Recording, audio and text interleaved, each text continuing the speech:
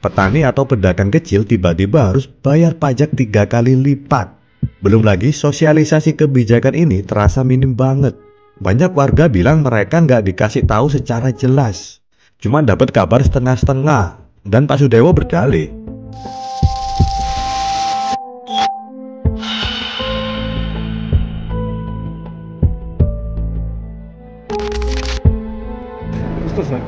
siapa yang akan melakukan penolakan? Ya gundul, silahkan lakukan. Jangan hanya 5.000 orang, 50.000 orang suruh ngerangkap. Saya tidak akan gentar. Saya tidak akan merubah keputusan. halo teman-teman pendengar setia. Selamat datang di Zona Kriminal. Masih bareng aku, Berio WB. Kali ini kita akan ngebahas sebuah kota kecil di Jawa Tengah, Pati. Yang biasanya adem ayem, tiba-tiba jadi sorotan gara-gara muncul kebijakan-kebijakan dari pemerintahannya yang bikin warga Pati naik darah. Kali ini Pati bener-bener jadi panggung drama. Dari wacana kenaikan pajak yang rencananya sih akan naik drastis, PHK tanpa pesangon, yang bikin para pegawai kecewa berat, sampai seruan lengser yang menggema. Siapa yang akan dilengserkan? Ya, Bupati Sudewo. Nah, si bapak bupati ini yang jadi tokoh utama di cerita ini, yang seolah-olah memang punya bakat bikin heboh. Nah, kira-kira apa sih ya yang bikin dia sampai menantang 50.000 pendemo? Mengapa pajak bisa naik begitu drastis? Dan kenapa pegawai di PHK secara massal tanpa pesangon?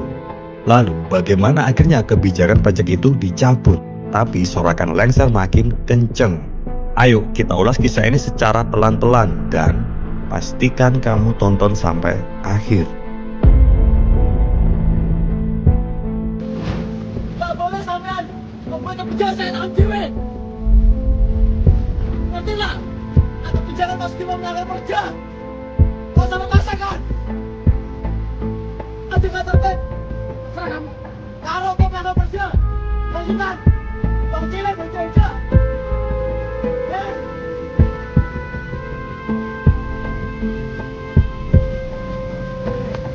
Pengenjot kamu itu.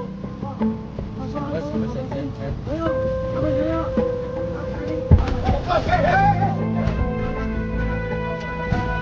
Ini kejadiannya berawal di bulan Mei 2025 saat Bupati Sudewo mengumumkan kenaikan pajak bumi dan bangunan perdesaan dan perkotaan atau PBB P2.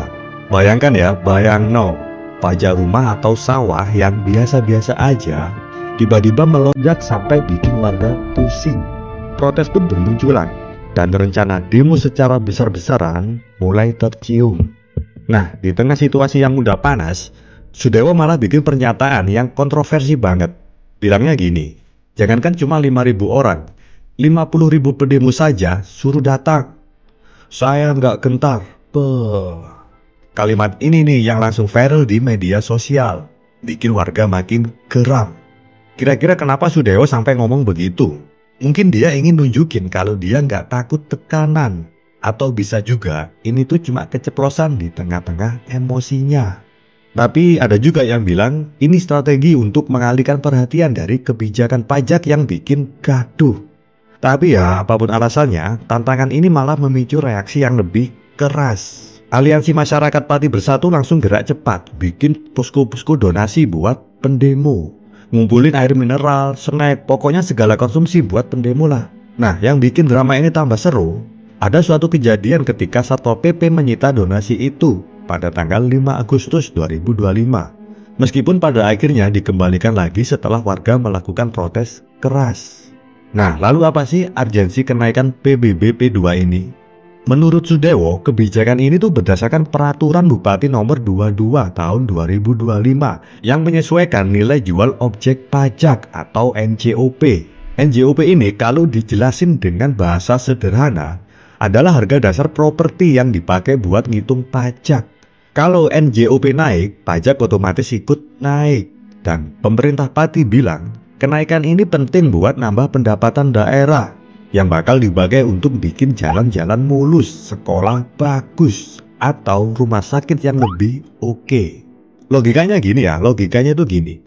Kas daerah yang lebih gede bikin Pati lebih maju.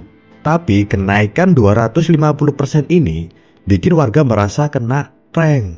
Bayangkan ya, bayangno, petani atau pedagang kecil tiba-tiba harus bayar pajak 3 kali lipat. Belum lagi sosialisasi kebijakan ini terasa minim banget. Banyak warga bilang mereka nggak dikasih tahu secara jelas. Cuma dapat kabar setengah-setengah. Dan Pak Sudewo berdalih, kenaikan 250% itu cuma batas maksimal. Banyak wajib pajak cuma kena kenaikan di bawah 100%. Tapi penjelasan ini tuh datangnya terlambat ketika warga sudah terlanjur marah. Belum selesai urusan pajak, Pak Sudewo ini udah bikin gebrakan baru yang makin bikin panas. Pemutusan hubungan kerja terhadap sejumlah pegawai honorer tanpa pesangon. Keputusan ini diambil dengan alasan efisiensi anggaran. Tapi caranya dianggap kejam oleh banyak pihak. Bayangkan ya, bayangno, pegawai yang udah bertahun-tahun kerja tiba-tiba diberhentikan tanpa kompensasi apapun. Nggak ada pesangon, nggak ada penjelasan yang memadai. Nah, bagi para pegawai, ini tuh bukan cuma soal kehilangan pekerjaan, tapi juga soal harga diri dan keadilan. Keputusan PHK secara massal ini bikin citra Sudewo makin buruk.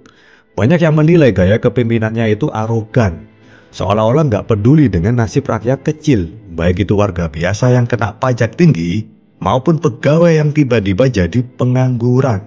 Media sosial ramai dengan kritikan, dan hashtag seperti Sudewo lengser mulai bermunculan.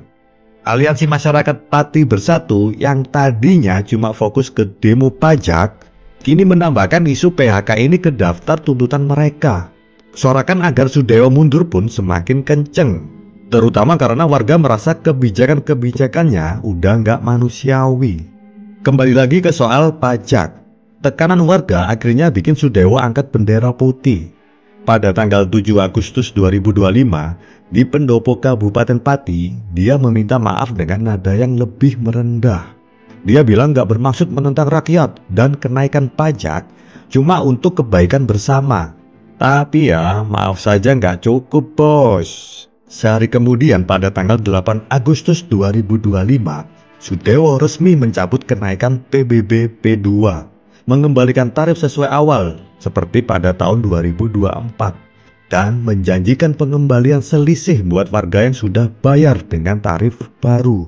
Keputusan ini katanya sesuai arahan Gubernur Jawa Tengah, Ahmad Lutfi, demi menjaga stabilitas di Pati. Tapi, meski urusan pajak selesai, isu PHK tanpa pesangon dan gaya kepemimpinan Sudewo yang dianggap arogan bikin warga tetap geram. Rencana demo pada tanggal 13 Agustus 2025 tetap jalan dengan tuntutan baru, dialog langsung dengan Bupati, dan yang paling keras, desakan agar Sudewo lengser. Warga merasa kepercayaan mereka sudah terlalu sering diuji, dan maaf soal pajak gak cukup untuk meredam kekecewaan atas semua keputusan yang dianggap gak adil. Intinya, sebagai pejabat pemerintah harus ingat, kebijakan bukan cuma soal angka atau target, tapi soal manusia. Kasus Sudewo di Pati menunjukkan betapa pentingnya komunikasi, empati, dan keterlibatan masyarakat. Kalau kebijakan dibuat dengan transparansi, melibatkan rakyat, dan memikirkan dampaknya, kemarahan warga masih bisa diminimalisir.